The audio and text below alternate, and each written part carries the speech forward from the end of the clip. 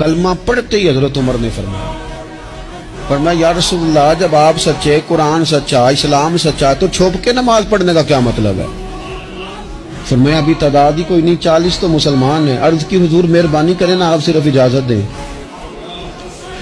20 لوگوں کی صفیں بنا دی گئیں، ایک صف کے آگے حضرت عمر ہیں، ایک صف کے آگے حضرت امیر حمزہ ہیں۔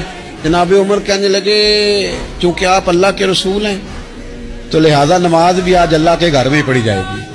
تو حضرت عمر بیت اللہ شریف کے بیچ کھڑے ہو کے نعرہ لگاتے ہیں، فرماتے ہیں میں عمر ہوں، تم مجھے بھی جانتے ہو، میرے باپ کو بھی جانتے ہو، تم میرا قبیلہ بھی جانتے ہو، میں نے پڑھ لیا ہے محبوب کا کلمہ۔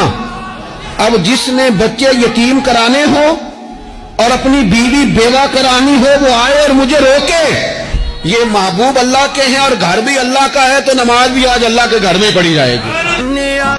کلمہ پڑھتے